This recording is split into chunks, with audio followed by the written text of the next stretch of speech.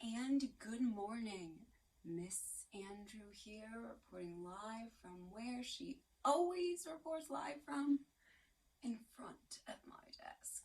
Today we are going to read chapter 8 in George Washington's Socks, A Time Travel Adventure. So let's hop to it. Chapter 8. Matt kept his eyes closed, hoping it was all a bad dream. But when he finally opened them, he knew he wasn't dreaming. He, Q, Tony, and Hooter were all awake. Awake in the 18th century.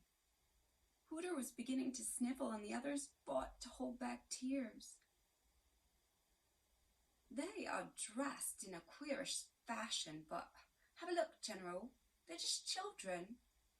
A young officer said, holding a lantern near Tony's face. That may be so, the general replied gravely. But we mustn't underestimate the cowardly ingenuity of the enemy. They'd been known to enlist the babes as runners before. He motioned for one of his men to gather up the runners. God forgive the cold Tory heart that would send children out to face the dangers of this night, the general muttered, shaking his head. A young soldier stepped into the old rowboat and reached for Matt and Q first, grabbing them by the arms and directing them over to the general's vessel. He then tried to separate Hooter and Tony, but Hooter had pulled Tony to hold him and wouldn't let him go. He was holding him to his chest as if Tony were his teddy bear. Actually, Hooter still slept with a teddy bear, but it was a secret he had kept from his friends. Tony wasn't furry or cuddly like his bear, but Hooter wasn't about to be choosy. He was so scared he just needed something to hold on to. Hooter, let go! You're squeezing me so hard I can't breathe, Tony cried as they were lifted together onto the general's boat. Sorry, Hooter mumbled, without loosening his grip. Matt reached for Katie, who had called to him. The soldier placed her in his lap, covering her with the general's cape. She seemed to be dazed and promptly fell asleep in Matt's arms, worn out from her ordeal. Matt hugged her to him. As the four boys sat huddled together, the oarsmen, dressed in tattered blue and buff uniforms, used their long poles to push off the ice. Matt recognized them from the history report he and Q had worked on together. They must be John Glover's Marbleheaders, he whispered to Q. This must be the Delaware River, Q whispered. Both boys remembered reading about the special group of seafaring enlisted men from the north, under the guidance of Colonel John Glover of Marblehead, Massachusetts. They had manned the sturdy Durham boats that had carried Washington and his troops across the river on that Christmas night. As a huge slab of ice crashed into the stern, Matt's eyes were riveted to the Marbleheader, who stood in front of him. The sailor's freezing hands never left his oar as he worked to steady the stricken craft. The boat tipped dangerously to the left, and the oarsman was almost thrown overboard. Suddenly, the large hands of the general reached out for him, and the oarsman regained his balance, thanking the general for his assistance. No, sir, it's you we owe our thanks to. Without your skill and that of your men, this venture would surely be lost, General Washington told him. Matt found himself staring up at the famous man, who was suddenly standing beside him. He was taller than Matt had imagined, with huge hands. One hand held onto the side of the boat, while the other rested on the shiny gold hilt of his sword. Matt couldn't resist. With his index finger, he gently grazed the general's black boot. I touched him, Matt thought. I touched George Washington. At that moment, the general looked down. God willing, we'll all live to remember this night, the general whispered. You will live to remember this, Matt thought to himself. You will. And it was then that he realized the amazing amount of courage that this man and those of his followers must have had, for they had no way of knowing if this dangerous expedition would succeed or fail. They hadn't studied the Revolutionary War in history last semester. Matt thought about the 9-mile hike to Trenton that the soldiers had yet to make in order to surprise the Hessian mercenaries who were stationed there. Matt looked around the boat at the rebel soldiers. Their uniforms, what was left of them, were threadbare. Many had no overcoats or hats. The snow was blowing from the northeast and seemed to leave a layer of thin ice on the poorly clad soldiers. They shuddered and shivered, and yet none complained. Matt's teeth were chattering as he looked over to Tony, who now seemed glad to have Hooter's big arms around him. Matt had never felt so cold, but as he curled his toes in his high tops, he noticed the soldier next to him.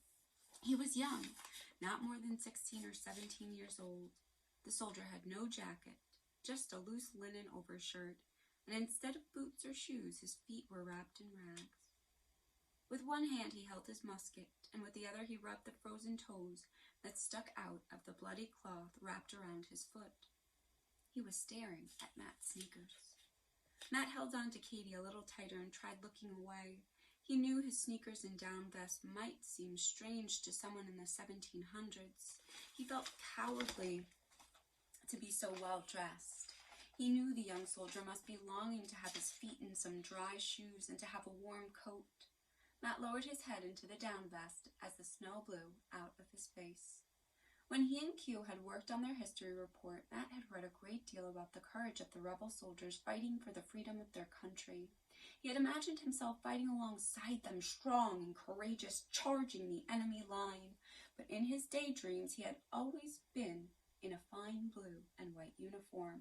He never saw himself freezing and barefoot. He felt the young rebels gaze upon him, and when he looked up, he was surprised to see the soldiers smiling at him. He seemed about to speak to Matt when a large ice floe next to them was suddenly broken up by the maneuverings of a long, black ferry carrying horses. The men in the ferry were trying to calm the frightened animals, who threatened to bolt into the river. The noise of animals, men, and the crashing of ice was frightening. As the snow let up, Matt could see a line of boats and flat-top ferries fighting their way across the icy river. It was then he remembered that all of Washington's 2,400 troops were ferried across the river on this Christmas night. He never dreamt that it would be such an undertaking and such a spectacle. Matt looked over to Q, who hadn't stopped adjusting his glasses since he came aboard.